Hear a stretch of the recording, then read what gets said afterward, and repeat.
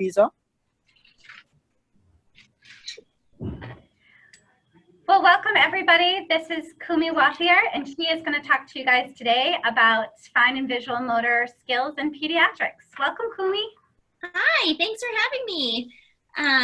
It is my first time doing anything like this, so if anybody can't hear me, if there's technical issues, I'm a little bit of a dunce when it comes to technology stuff, so just holler at me.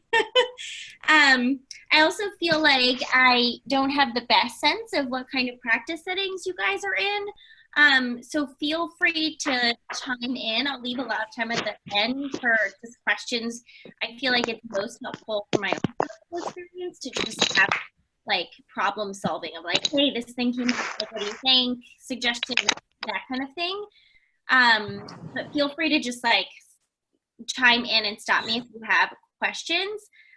My broader goal, because it's a pretty broad topic, is to give like a very quick overview and then go through some activities that are very low tech that I carry around in my bag of tricks as I go see kids. So just starting, my own background is I've been an occupational therapist for 7 years. I've worked in a variety of different settings, but predominantly in pediatrics.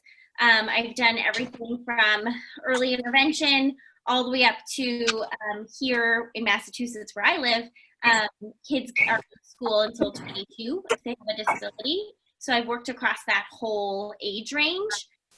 Right now, I work predominantly in a preschool, so ages 3, 4, and 5, and looking at the foundational components of fine motor and visual motor skills. So that's kind of where I started on this.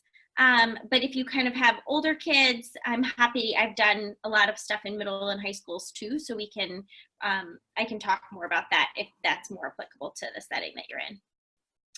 Okay, so about me, this little guy on the right with the goat is one of my favorite little kids. He's in the preschool where I'm at now. This guy on the left is another kiddo. He's in 7th grade, and I've been working with him for the last couple of years in more of a private outpatient clinic with more of a sensory integration focus. When I'm not in working as an OT, I do a lot of stuff outside. So that's a picture of me in the middle of hiking and backpacking in Iceland. It's just something that really makes me sublimely happy, and I try and bring in the outdoors into my practice whenever possible. So if you have more questions about that, I love talking about how to kind of incorporate OT into the outdoors. And then this on the right up here is like a lot of the work that I do with my kids. We do a lot of basic drawing, basic writing, getting ready for them to be full school kids.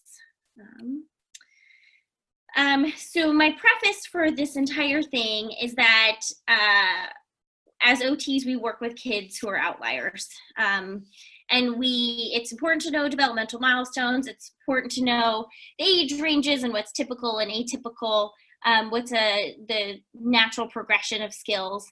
But I find that my kids aren't meeting those. And so I look at function whenever possible. And I think of motor development more of like a roller coaster. For a 4-year-old, their skills may come and go depending on if they're sick or not, if they've slept well or not, if they like the activity or not. There's going to be, 1 step forward and 2 steps back sometimes. There's going to be splinter skills. There's going to be things that they jump over where it doesn't fit the natural progression. So don't get hung up on any of that stuff. Really just try and look at what are they doing, describing it in detail from using clinical observations, and then what's the next thing that you can help them move forward on. So I'm going to kind of take you through a developmental sequence, but this is not necessarily steadfast, and it's not necessarily concrete. So just keep that in mind. Okay, hopefully a lot of you have already seen this, so I'm kind of going to go through it quickly. Fine motor development, has some patterns to it. So it starts off on the ulnar side of the hand, so on this part. You can see in this picture that the child is grasping it more with their pinky fingers, their little fingers, instead of their pointer and thumb. And then it's going to move across the hand like this. So in this picture, the child's palming it with their hand, but you can still see those fingers are wrapped in like a fist, that he's not, that the fingertips are really not doing the work here, but his full hand. There we go. And now we're moving to the radial side. So there's some more kind of pointer middle finger you can even see on that pom-pom or ball.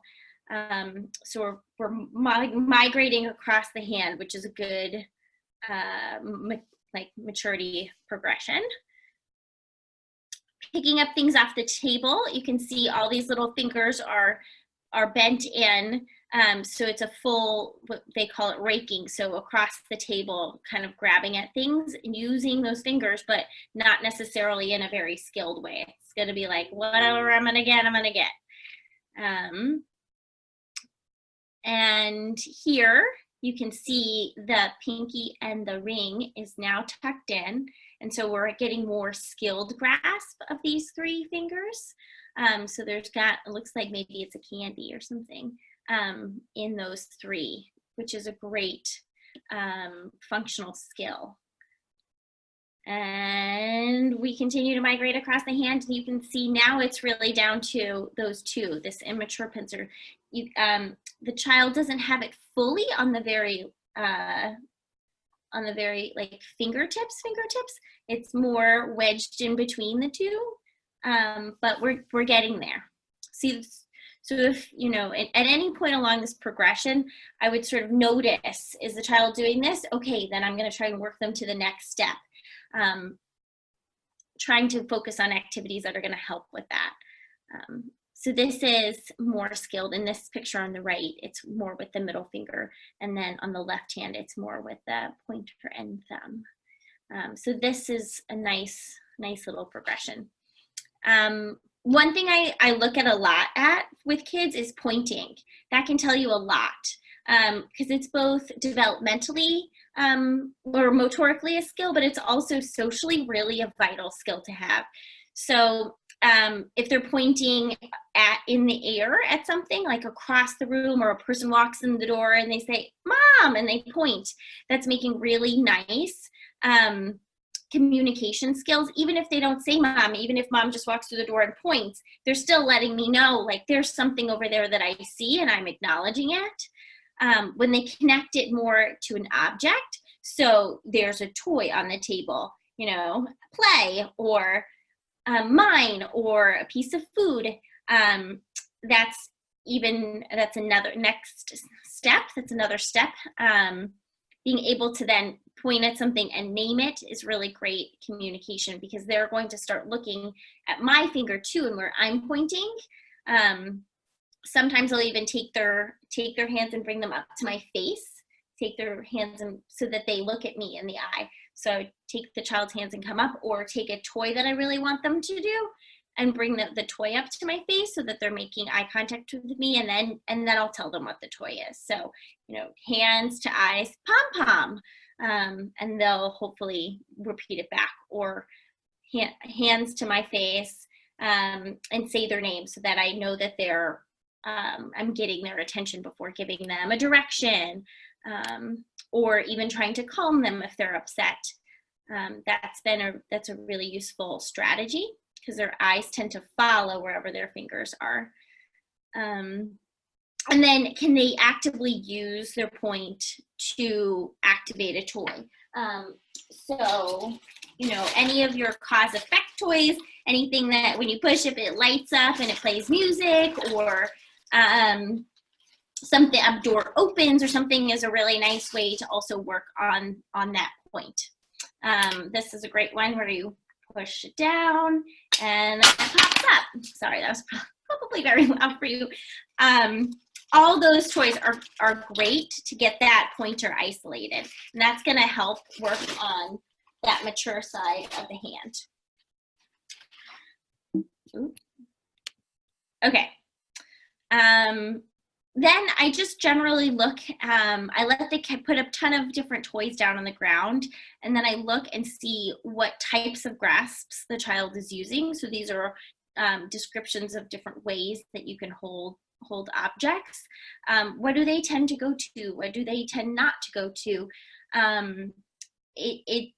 It's for me, gives me a better sense of what their strengths and weaknesses are and how they're functionally using their hands to do a variety of different activities. On the playground is really good for this. You know, if they're climbing up anything, is their thumb going around the thing that they're holding, or is their thumb on this side? And how do we help them get their thumb around? Because that's going to facilitate holding a pencil, picking up a pincer, all that stuff. That thumb needs to become around. If it's like this, it's going to be really hard for them to hold anything. All right, so in terms of pencil grasps, I feel like people get very hung up on them. I am not a stickler. I sort of looked at 3 different sets. So kind of what a younger whole hand grasp is, what sort of a transitional middle grasp is, and then what some more mature functional grasps are. I think everybody has different opinions on this. I work with a lot of kids who have some significant motor needs, and so when I think about the writing process, having the perfect pencil grasp is not the most important thing for most of my kids. So functionally, how do we get them to a place where they're going to be able to sustain writing for as long as they need to? Sometimes for kids, it's not very long. And how do we make sure that ergonomically you're holding that pencil so that way it's not causing any pain or any hand issues down the line? When I sort of see any of these types of grasps, this comes from a resource that I have. So I don't actually know where these percentages of numbers came from. I wouldn't get too hung up on it. Mostly, I think it's just helpful to know that oftentimes, like it's quite developmentally appropriate to be holding things in a whole hand grasp. A lot of, at least in the schools in the U.S., are really pushing kids to meet developmental milestones way before they really need to be. And that's causing teachers to be way more concerned about this kind of thing. So I often tell them it's still appropriate, it's still within the norm, give it time, let them progress, let them mature. You know, our school starts at 3 and teachers want them to be holding a pencil like they're 6-year-olds, and that's just not where they're at. I ask myself at this stage, which hand are they using? Is it consistent? If not, then I would focus more on that, because it's going to be very hard to use a mature grasp on a pencil if you're switching back and forth between left and right sides. And it's still developmentally appropriate early on to be doing that. Using 2 hands and motorically developing both sides of your brain in that way is really great. But I look at globally how is their hand preference for picking up a spoon, for picking up their snack and things like that. Are they switching back and forth for that?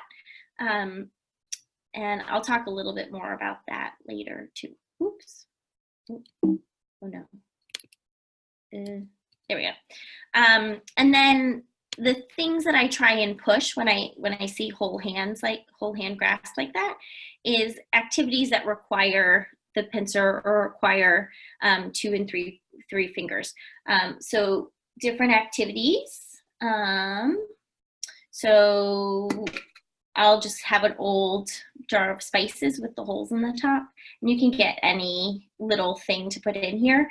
But often I'll draw a little monster face on here, and I'll say, oh, the monster is very hungry, but we have to feed the monster, and we'll put things on the top, like that. And then, you know, we'll close the top and we'll shake it up and spill them out again and do the whole thing. Any little story that goes along with any of these activities is great. Other PINCER activities, I just got a little Connect 4 game that is like one of those travel ones, so it's little, so anything with pennies or coins or little things to drop them in, and then they all spill out at the end, which the kids really like. And I don't play the game how it's normally meant to play. We just build towers with them, we build patterns with them, we sort them by colors, any number of different ways to play the game besides how you actually play it.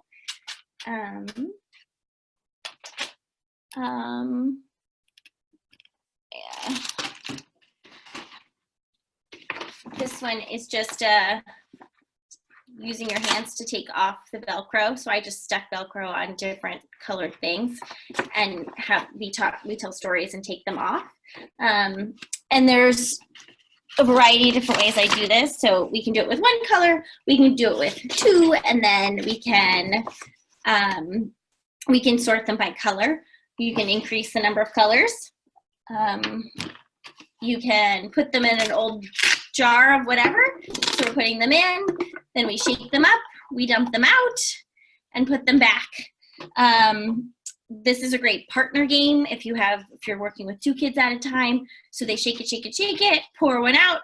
Which color is it? Oh, it's yellow. Put it on yellow. Pass it to your friend, and then the friend's turn to go. All of these things, I try and not spend money on materials. It's just old file folders, old pieces of old bottles and containers that are laying around my house. Nothing too fancy. Okay, so in the transitional grasps, what I'm looking at is that the child's whole hand is moving the pencil. So when they were using that whole hand grasp, it's their arm that's moving it. And now the hand is moving it.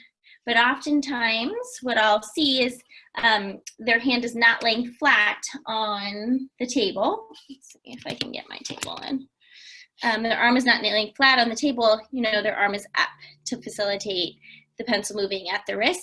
So we're trying to work that arm down, and that will force them to use their fingers more to manipulate the pencil. Activities that I use for this, anything that's facilitating building up hand strength and finger isolation to work towards them being able to use their fingers to manipulate it. So I do a lot with tongs or clips. This is my bag of sharks. In the US, we have this shark song that that's like a huge hit. So there's baby sharks, and then there's mama sharks, and there's daddy sharks and grandpas and the entire extended family. So these are my sharks. So we sing the shark, baby shark, do, do, do, do, do, do, and they go swimming. Everybody gets a color. Then there's littler ones that are a little bit have more resistance. You can just use old clothespins. And then oftentimes you can find like very teeny tiny ones, and that's working on just that pincer strength. And that's gonna really help hold that pencil. So whether they're able to open these is a really good indication for me of what kind of hand strength that they have, and working them up in that hand strength to help them being able to sustain a hold on a pencil. Then these sharks, once they can open and close them, I'll take them and we'll take them to dinner. So I'll just have an old bowl, and they all come to dinner. So we put all of them around the bowl. Maybe they're eating spaghetti and meatballs tonight, whatever. And there'll be a whole bowl of them. And then we put them back to bed. Everything has a little story. Those are my sharks. I also have my spiders. Where did they go? I don't know where my tongs went, but I put all these little pom-poms on the table. There we go. And I don't remember where, I don't know where I put my tongs, but I'll have kids pick them up with tongs and say, oh, they're spiders. You don't want to touch them. You don't want to touch them. Pick up the spiders and put them in the bowl. We are going to trap them in the cage. Or if you have an old ice tray, you can do it in the ice tray. Either put them in the ice tray to make it so that it's a little bit easier for them to pick up. They won't roll around on the table so much. Or if you're working on super control, they have to pick them up with the tongs and drop them in a specific spot, specific cage in the ice tray. So that's a little bit trickier. If this is on the tables too hard, you can put a mat underneath it to stop them from slipping all over the table. That makes it a little easier.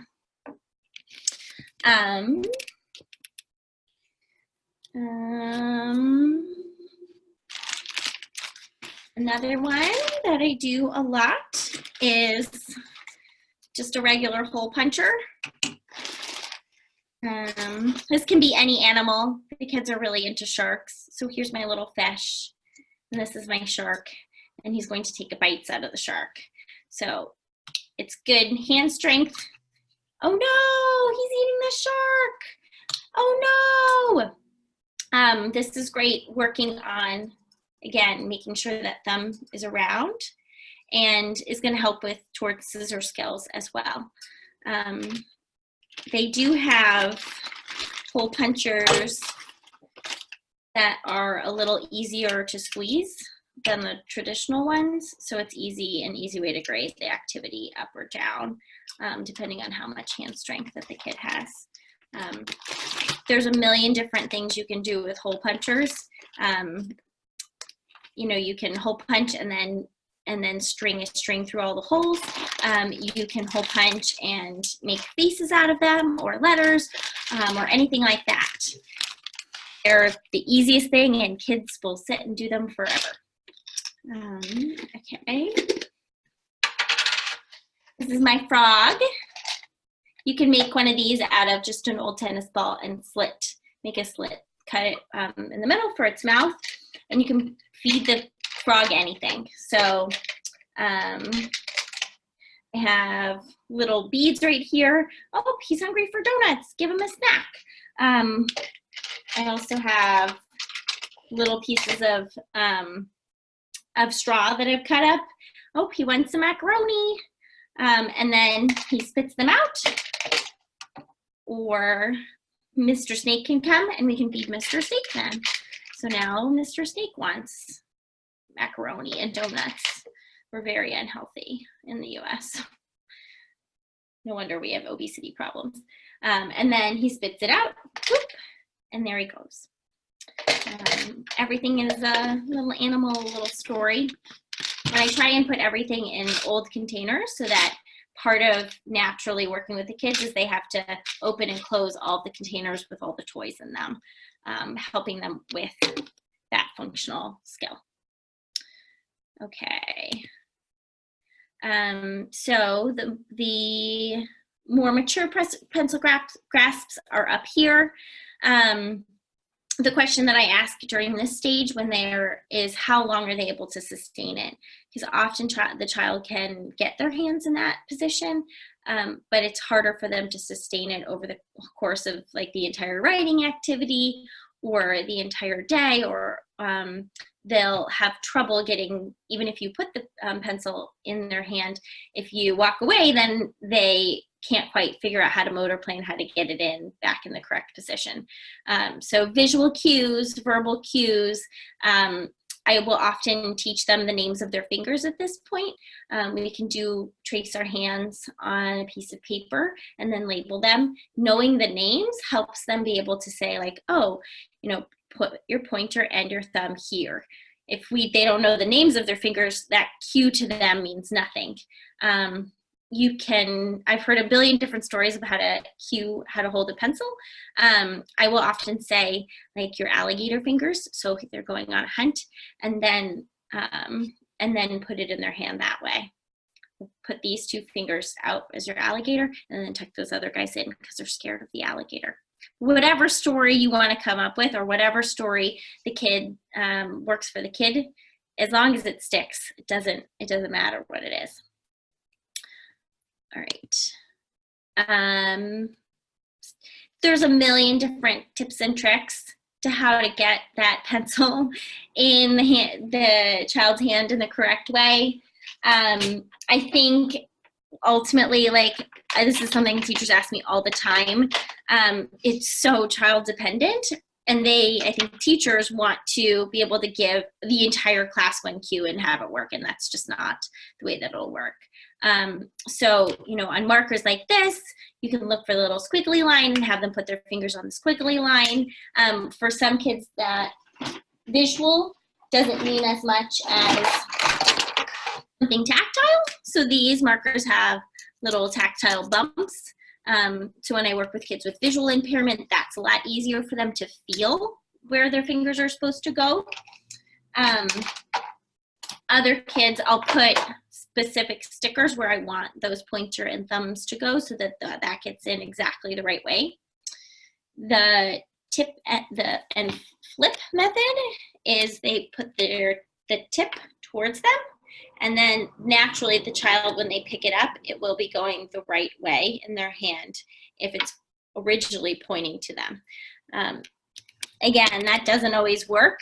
For one child, it had to be just so I made a drawing of what the marker was supposed to be looked at, exactly the right angle, and taped it to his writing table, and he had to put it on the visual so that when he picked it up, it was always in his hand the right way. No matter what verbal or visual cue I put on the actual writing utensil itself, he could not figure this out. So it went on the desk instead. It's a lot of different problem solving, depending on what the child's struggles are.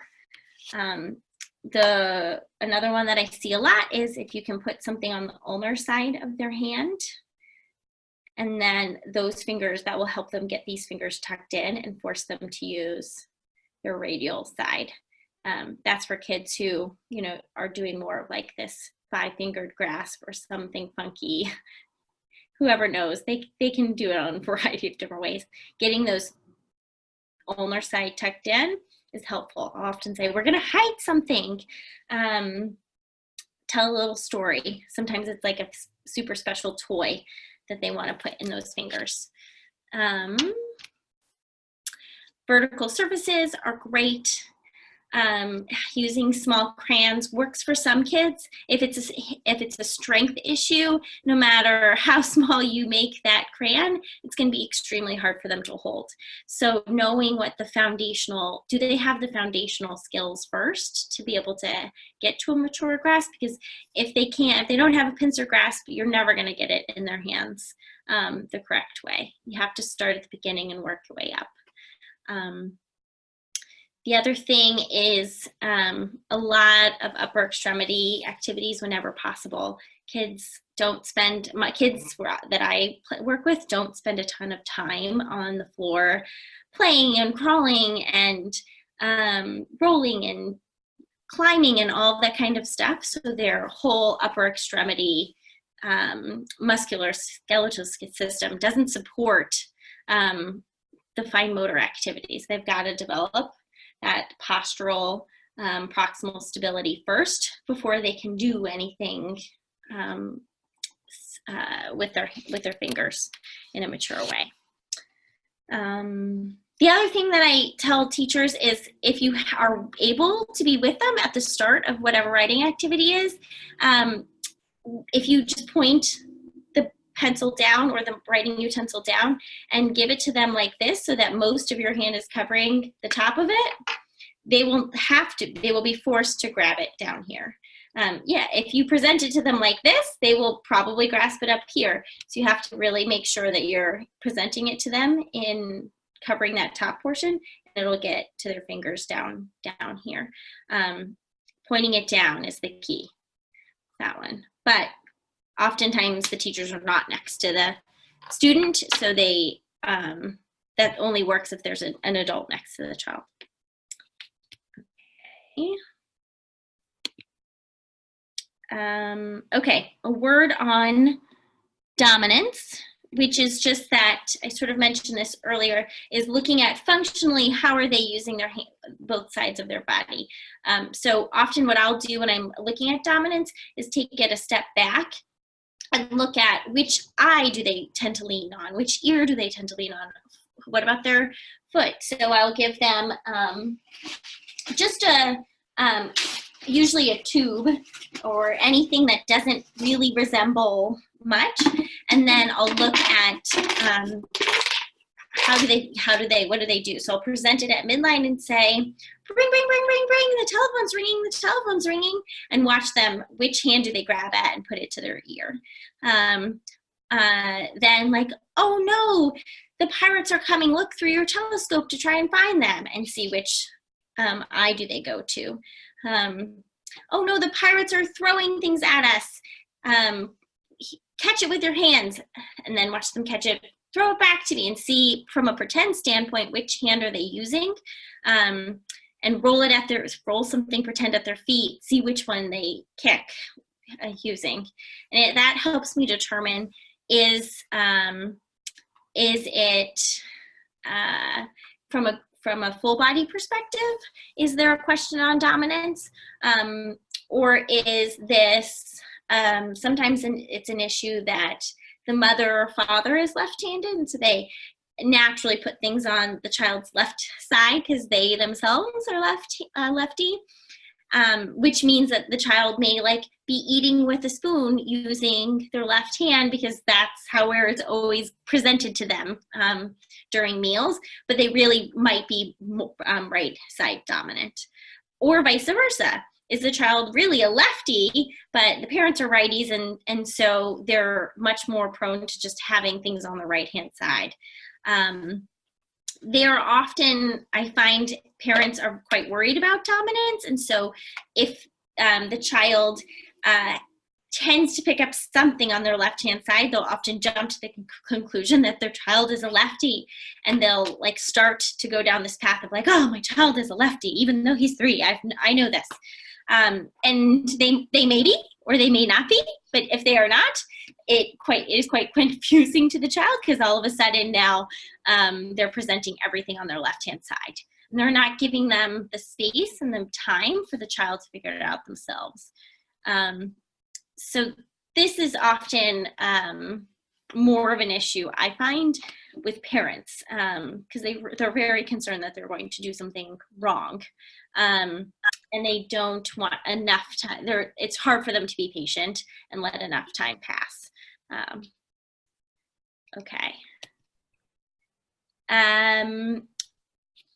In general, with writing, there's a lot of different things that could be going on impacting it. Is it a hand strength issue? Is it a coordinating both sides of your body issue? Is it a visual perceptual issue? Can they perceive what how a square is different than a triangle and how many corners there are? Can they perceive the lines that make up the shape of letters?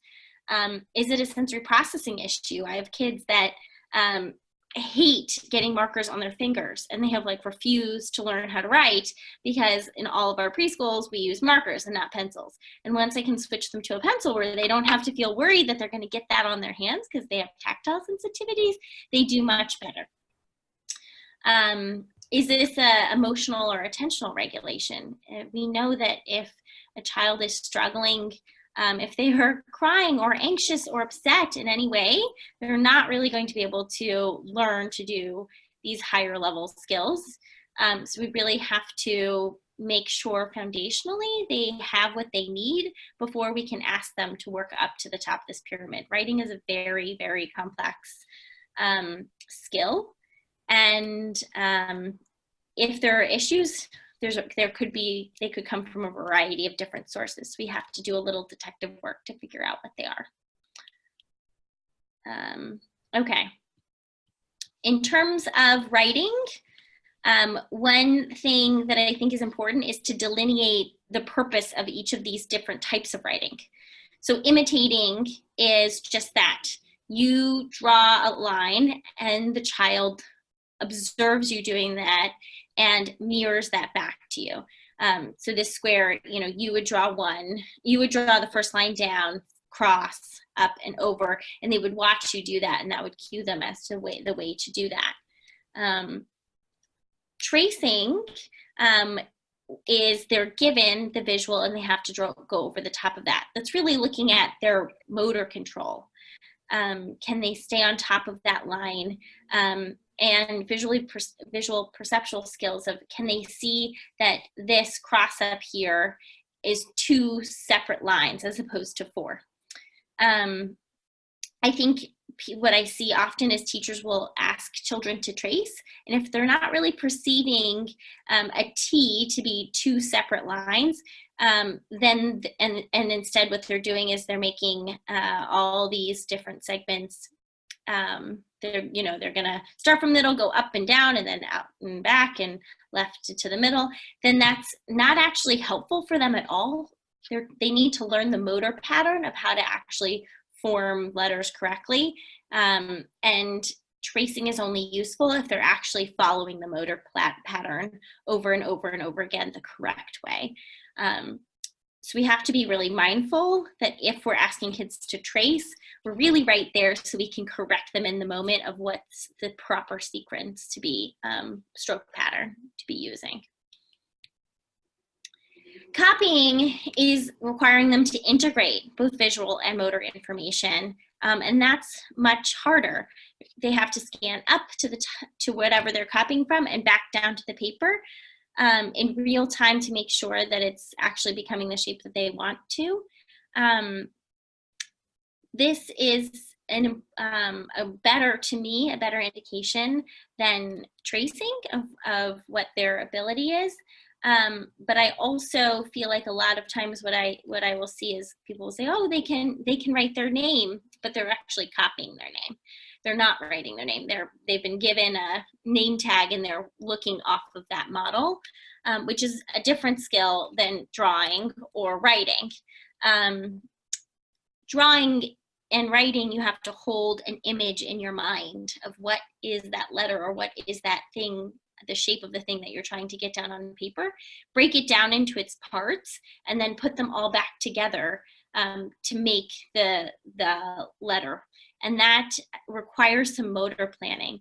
And if that foundational skill isn't there, or if their visual perceptual, their visual processing isn't there, that's going to be extremely hard for them to do.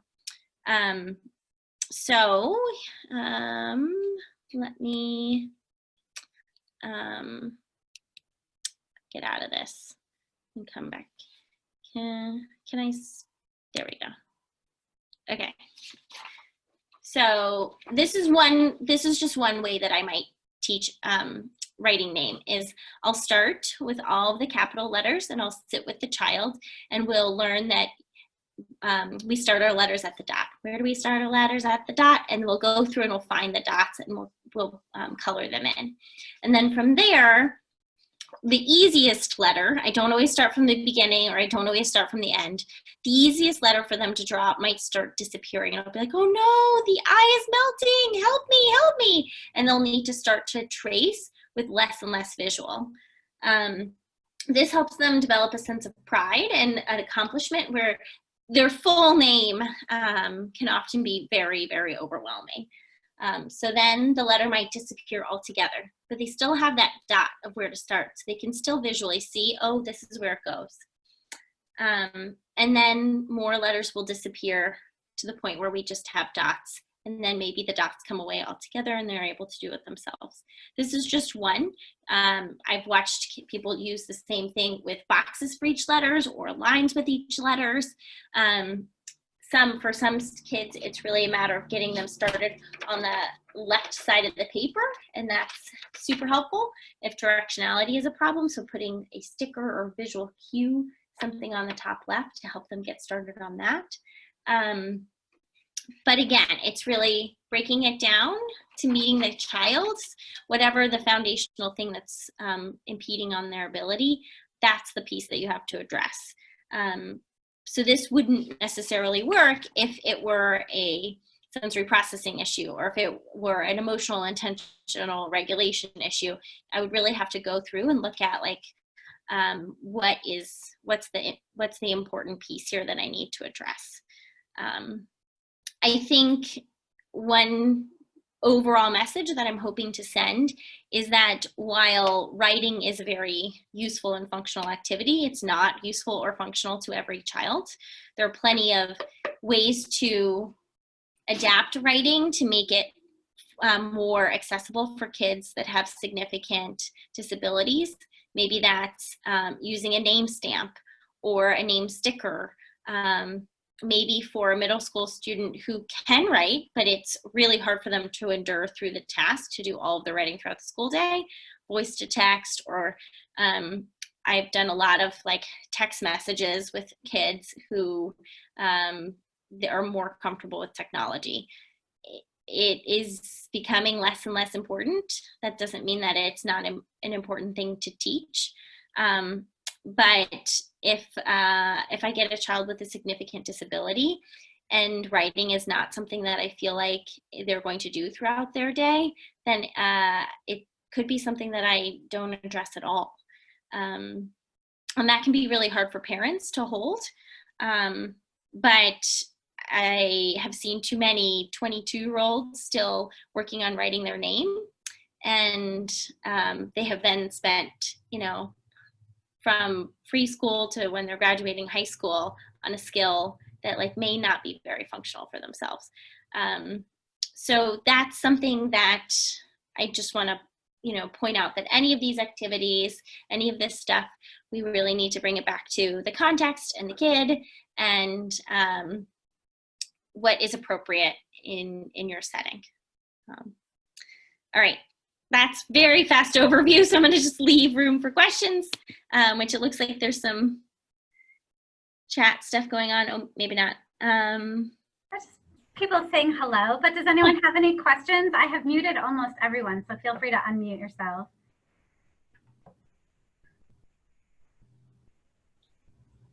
And if you can start by just saying like generally what setting you work in before you ask the question, that way I can kind of give advice with that in mind.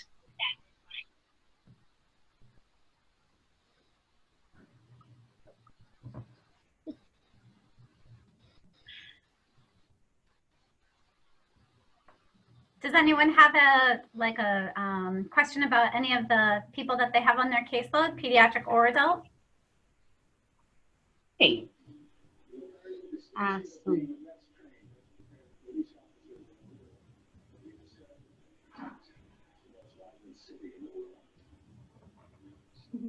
No questions today?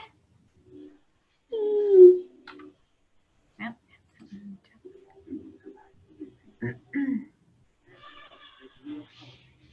Oh, how about if Kumi, can anyone follow up with an email question to you? Yeah, absolutely. I am happy to answer any emails. Also, Kate, I really appreciate you putting all of this together. So I'd love to hear more about the work that you guys are doing. Like I said, it's a little hard for me to kind of tailor a talk, given that I've never met any of you and I have no idea about the work that you're doing. So I hope some part of this is useful. But if there's anything across the age ranges that I can give advice on, that I'm happy to help. Well, thank you so much, Kumi.